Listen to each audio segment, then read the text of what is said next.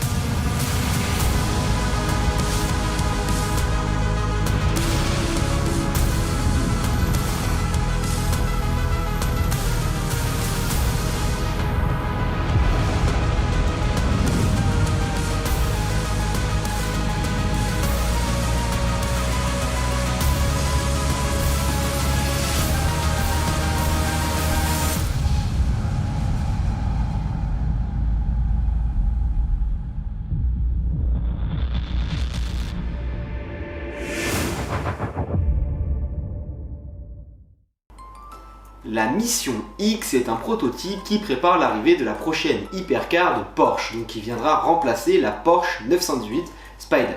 Bien évidemment, elle s'inscrira dans la famille 959, Carrera GT, 918 Spider, enfin voilà, vous connaissez la chanson, et ce sera donc la nouvelle effigie de la marque. Et la surprise, c'est qu'elle est 100% électrique. Est-ce que c'est vraiment une surprise ou pas ? On s'y attendait un petit peu étant donné qu'on avait déjà vu la fameuse Cayman GT4 électrique arriver, etc. Donc voilà, il y avait des choses qui nous préparaient quand même à l'arrivée de l'électrique chez Porsche, on savait que c'était quelque chose qui allait arriver. Bien qu'aucune performance a été donnée pour cette voiture, on sait très bien que Porsche va sortir le grand jeu. Le but c'est de remplacer la 918 Spider, le but c'est d'avoir une vitrine. Donc forcément ce sera une voiture extrêmement performante. Et au-delà de ça, Porsche a quand même déclaré que si elle devait être produite un jour, il s'attendait à ce qu'elle soit la voiture la plus rapide pour boucler le Nürburgring. Enfin, le design est très sympa, personnellement j'aime beaucoup. C'est futuriste mais en même temps pas trop et c'est très inspiré de la course, c'est très inspiré des prototypes actuels mais aussi des anciennes voitures. Il y a énormément de références, les phares, etc. Tout ça c'est des références et on retrouve notamment par exemple les portes qui s'ouvrent en élytre vers l'avant comme sur une Porsche 917. Bref, pour moi, je dis à voir, pourquoi pas, et je valide à peu près cette voiture. Par contre, le 29 juin, c'est une autre voiture qui est présentée, et là vous allez voir que je vais être moins tendre. C'est la SF90 XX.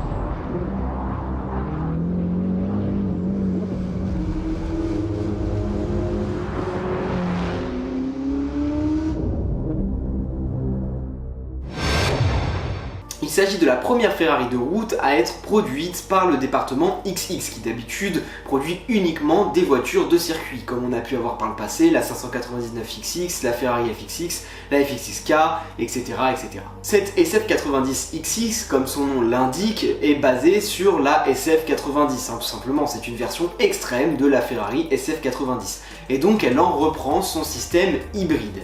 Mais ici, le V8 passe à 797 chevaux contre 780 sur la SF90 normale, entre guillemets, si je puis me permettre, et les moteurs électriques vont développer 232 chevaux contre 220 sur la SF90 normale. Au total, la puissance va augmenter de 30 chevaux, passant ainsi à 1030 chevaux. Ouais, ok, c'est pas énorme 30 chevaux. Peut-être que sur les performances ça va se ressentir un peu plus. Donc le 0 à 100 est expédié en 2.3 secondes, tandis que la VMAX est bloquée à 320 km/h. Alors le 0 à 100 c'est plutôt pas mal, même si on a vu mieux quand même aujourd'hui. La vitesse max 320 km/h pour une voiture qui a 1000 et quelques chevaux, c'est bas. Franchement c'est bas, voilà. Je vais être honnête, c'est bas. Donc au final, niveau performance, c'est pas si ahurissant que ça. Ça accélère fort, ça, ok, super. En vitesse de pointe, bof. On verra ce que ça donne sur un circuit. Je pense quand même que comme ça a été fait par le département XX, elle sera performante sur un circuit. Ou du moins, je l'espère. Quant au design de la Ferrari SF90XX, et forcément, elle se veut beaucoup plus agressive, puisque version beaucoup plus sportive, et puis faite par le département XX. Et forcément, je suis pas fan. Voilà, il fallait que je le dise. Alors, il y a des choses que j'aime bien, donc je vais peut-être commencer par là. Par exemple, le feu arrière. J'aime beaucoup, je trouve ça joli, je trouve que les pots d'échappement aussi sont mieux fondus dans la carrosserie. Le design est un peu plus, de l'arrière en tout cas, est un peu plus fluide. Par contre, ce gros aileron là, c'est immonde. On est où là? On est chez Mansouri ou on est chez Ferrari? Sérieusement, qu'est-ce que c'est que ça? C'est moche, c'est extrêmement laid. Même l'avant, c'est immonde. Après, voilà, encore une fois, c'est les goûts et les couleurs, mais encore une fois, ce que j'ai déjà expliqué dans d'autres vidéos, je trouve qu'on se dirige vers une agressivité du design au détriment de la beauté et de la classe à l'italienne, etc. Et que c'est pas que Ferrari, j'ai déjà parlé de McLaren, de ce que je pensais de McLaren, notamment avec la nouvelle 750S là. Enfin bref, voilà. Encore une fois, le constat pour moi est le même, c'est-à-dire de l'agressivité, mais c'est moche, c'est pas joli quoi. Puis il n'y a plus de classe, il y a plus de. Pour moi, c'est pas une Ferrari. Voilà. Déjà que la SF90 pour moi n'était pas une Ferrari, donc en termes de design, purement là-dessus. Je parle pas de la technologie hybride, etc. Alors ça, il y en a qui vont râler là-dessus. Moi, je dis qu'à un moment donné, il faut avancer avec son temps. Malheureusement, c'est comme ça, c'est tout, c'est la vie. Et on va être obligé d'accepter d'avoir des technologies hybrides, voire même du 100% électrique. Donc voilà. Maintenant, est-ce que c'est bête, est-ce que c'est pas bête, c'est pas la question. C'est juste que voilà, aujourd'hui, c'est ce qui sort, donc on n'est pas le choix, faut s'y habituer. Le design, moi j'ai beaucoup de mal. Je vois pas pourquoi le design devrait changer en fait. Il n'y a pas de raison à ça. Je sais pas ce qui se passe concrètement dans la tête des constructeurs automobiles pour passer à des designs hyper agressifs où on sort complètement de toute cette classe, de toute cette passion. La SF90XX, il y a eu un moment donné où ils ont failli l'appeler LM. Ça m'aurait rendu fou. Ça n'a aucun rapport avec une 250 LM, une 512 BB LM ou ce genre de choses. LM, c'est pour Le Mans, c'est des voitures de course. F40 LM, 250 LM, c'est des voitures qui ont couru au Mans, c'est des voitures de course. Heureusement qu'elle s'appelle pas SF90, c'est LM. Surtout qu'en plus elle fait aucun clin d'œil aucunement à l'histoire de Ferrari cette voiture. Il y a rien d'ancien Ferrari là-dedans. Rien.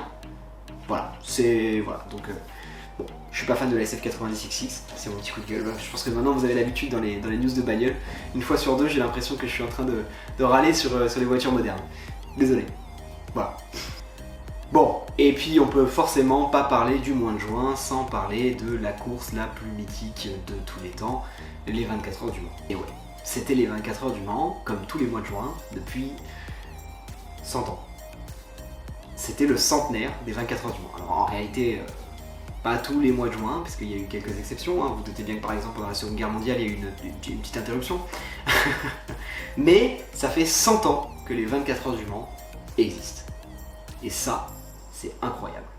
Et pour les 100 ans des 24 heures du Mans, donc là je vais faire un petit cours pour ceux qui qui ont un peu raté les infos avant que les 24 heures du Mans commencent. Si ça vous saoule, n'hésitez pas à avancer. Hein. Mais donc les 24 heures du Mans, on en profité pour mettre la nouvelle catégorie, la catégorie Hypercar, donc qui est arrivée une année avant, l'histoire que certains constructeurs puissent se préparer, etc. Donc l'année dernière, il y avait juste Toyota et Alpine. Bon, il y avait aussi des teams mineurs, hein, mais dans les deux grosses marques, c'était Toyota et Alpine. Il n'y avait aucune autre grosse marque automobile. Et cette année, forcément, qui dit centenaire dit bah on va se faire une petite pub, on va se faire un petit kiff, on va essayer de gagner les 100 ans des 24 heures du Mans. Donc qui est arrivé? Ferrari, Porsche, Peugeot, Cadillac. Et ça a été une course de malade. Donc c'est avec grande fierté bien évidemment que j'annonce la victoire de Ferrari. Voilà, parce que j'adore Ferrari. Hein. Je pense que vous l'avez compris au fur et à mesure des vidéos que je peux faire. Voilà, c'est ma marque préférée, il n'y a pas de doute là-dessus. Et donc voilà, donc je suis plus que heureux que Ferrari ait gagné ses centenaires, surtout que pour moi c'est une victoire totalement méritée. Voilà, pour moi c'est totalement mérité, ça s'est très bien passé, des stratégies qui étaient correctes, ça change de la Formule 1. Et puis voilà, c'était vraiment une très belle course avec une bataille assez prononcée avec Peugeot et Toyota.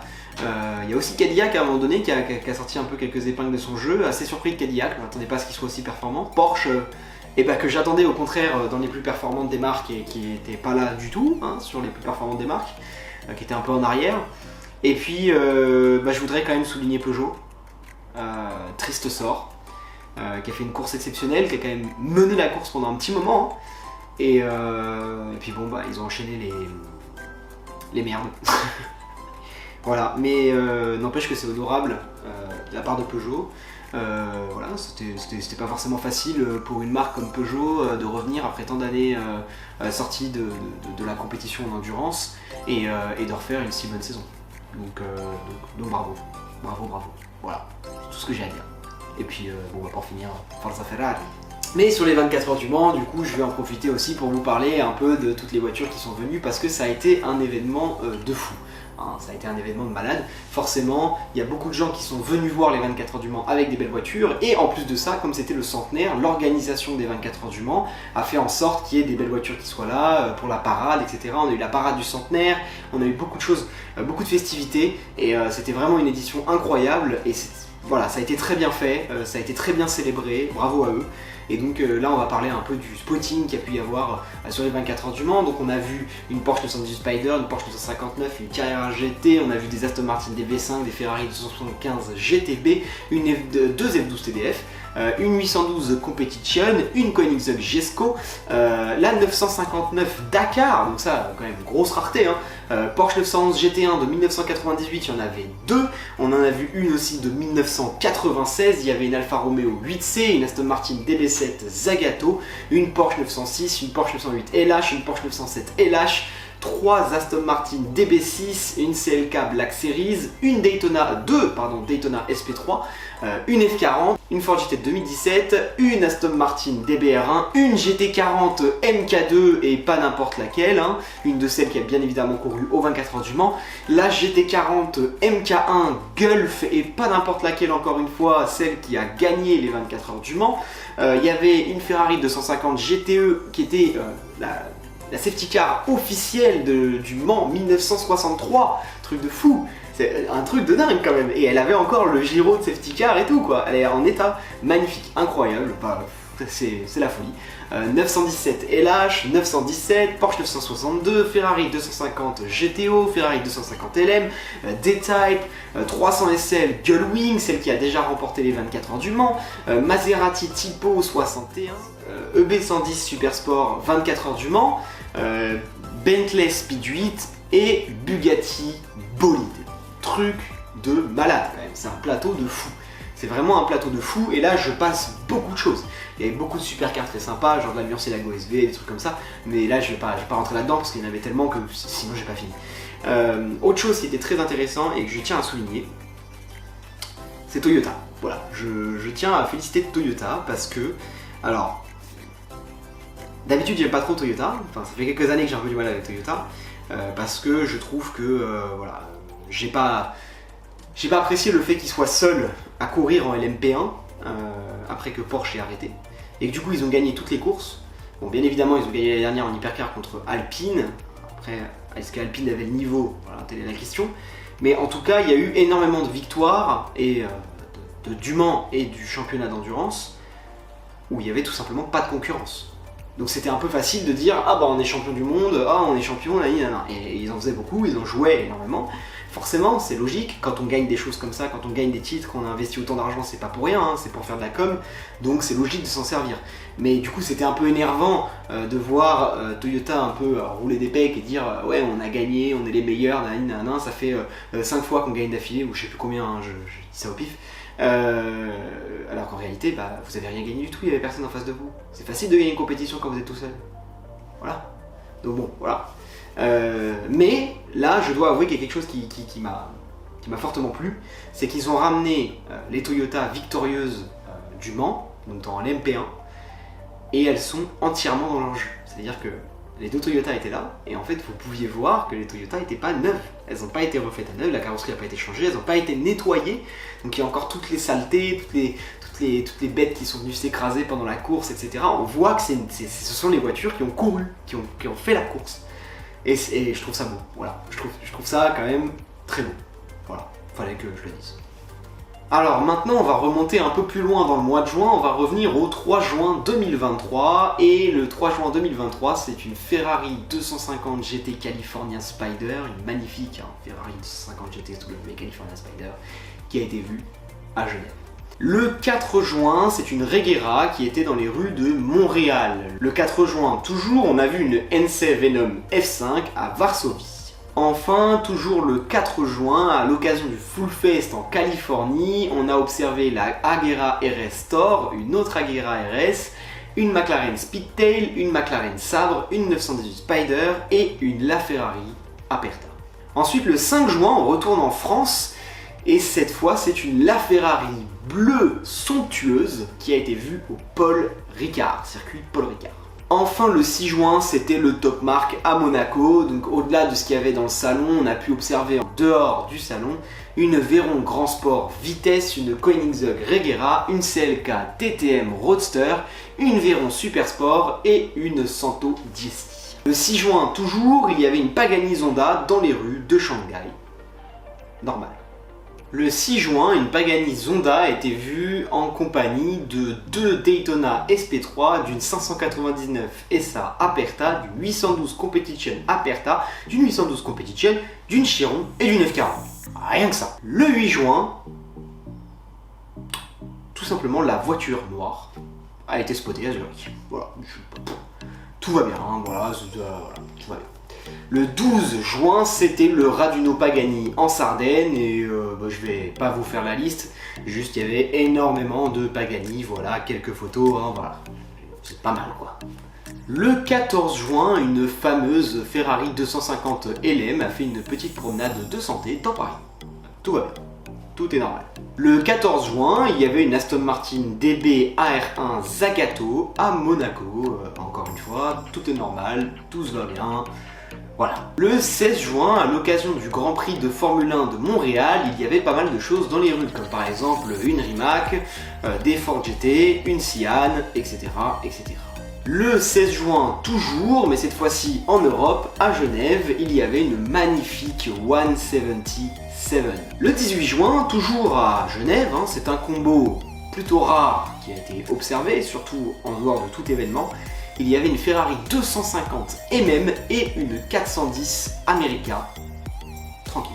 Le 19 juin, à l'occasion de l'anniversaire de la Ferrari F40, 8 F40 se sont réunis. Et il y en a un qui visiblement n'avait pas compris le délire puisqu'il s'est ramené avec une Bugatti Veyron. Mais bon, bref, et ça c'était dans le sud de la France. Le 18 juin, toujours à Montréal et toujours à l'occasion du Grand Prix de Formule 1, on a vu une nouvelle Countach, une 918 Spider, de la Ferrari, des Ford GT encore une fois, une Sian et une Regera. Voilà, rien que ça, c'est quand même pas mal.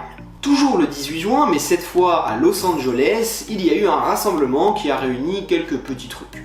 du style F40, 275 GTB x2, Enzo, EB110, Veyron Grand Sport Vitesse, 300 SL Roadster, Miura, 2 LFA, une MC12, une Wayra R, ouais, une Wayra R sur la route, normal, une Regera, une Bugatti Type 57 SC Atlantique. Je le répète, une Bugatti Type 57 SC Atlantique. Potentiellement la voiture la plus chère au monde actuellement. On n'en sait rien. Elle serait potentiellement capable de battre le prix de la 300 SLR coupée. Ouais. Donc c'est pas mal. Enfin à Paris, il y a eu un événement organisé par le groupe Schumacher qui détient les concessions Lamborghini, McLaren, Maserati, etc., etc. Et il y avait une Bugatti bolide, une Lamborghini SCV12 et une Speedtail. Enfin, le 27 juin, c'était le Cavalcade, donc le gros rallye Ferrari, et il y avait des belles choses, hein. Beaucoup de la Ferrari, beaucoup de Daytona SP3, des Monza SP2, des Monza SP1, des 812 Competition, des 812 Competition Aperta, et il y avait même d'autres voitures un peu moins rares comme des K88 Pista, etc. Quand même un truc de fou, hein. Voilà. On va le dire. Le 29 juin, il y avait une Koenigsegg Agera 1-to-1 à Marques. Bon, rien que ça, voilà, perdu au milieu de nulle part. Tout à la fin du mois de juin, et même en réalité ça a débordé sur le mois de juillet, il y a eu Le Mans classique. Et comme je vous le disais tout à l'heure, c'était le centenaire des 24 heures du Mans cette année, et donc forcément, ils n'ont pas fait les choses à moitié. Donc accrochez votre ceinture parce que le plateau est pas dégueu. Apollo Itancia Imogen x2, Apollo Project Evo, Aston Martin V12 Pister, Pagani Huayra BC, De Tomaso P72, Bizarini 5300 GT, Porsche 917 LH, Porsche 917 x3, Porsche 908 LH, Porsche 906, Aston Martin Vanquish Zagato, Ford GT 2017 x5, des GT40 j'en avais plein, mais alors là pour savoir les vraies et les fausses, c'est compliqué. Donc on va dire que c'était toutes des fausses, voilà, par sécurité. En tout cas, j'ai pas vu de vraies, voilà. Il n'y en a pas une qui m'a sauté aux yeux, je me suis dit, ah celle-là c'est sûr c'est une vraie, voilà. Donc on va considérer que ce sont des fausses, mais je peux me tromper, voilà. Lancia Stratos, 3 McLaren F1 GTR, une Ferrari 250 GTO, une 300 SL, bien évidemment pas n'importe laquelle, hein, celle qui a gagné les 24 heures du Mans, parce que sinon c'est pas drôle, une Aston Martin DP 212, une Alfa Romeo Tipo 33/3, une Alfa Romeo Tipo 33 Stradale, une Alfa Romeo Tipo 33 TT12 et une Alfa Romeo Tipo 33/2. Tout va bien. Et si vous voulez continuer parce que c'est pas assez pour vous, Alfa Romeo TZ1, Alfa Romeo TZ2, Alfa Romeo TZ3 x2. Ok. Très bien, tout va bien. Tout va très bien. Aston Martin Rapid Shooting Brake, Porsche 911 type 996 GT1 x2, 275 GTB, BMW 507 série 2, Ferrari 250 Testarossa, Ferrari 250P, MC12 Corsa, Aston Martin DB3S, Maserati 300S, Jaguar D-Type x2, Ferrari 250 LM x3, Aston Martin DB4 GT. Et alors là, le grand retour en pompe d'une grande accidentée, la Ferrari 250 GT près de Vannes. Elle s'était crashée à Goodwood et elle était de retour ce week-end au Mans classique. Incroyable. Et enfin, pour finir, une Bugatti Santo Diesel. Voilà, c'est tout pour le mois de juin. J'espère que tu as kiffé cette vidéo. Si c'est le cas, n'hésite pas à t'abonner, laisser un petit pouce bleu, activer la cloche. Salut!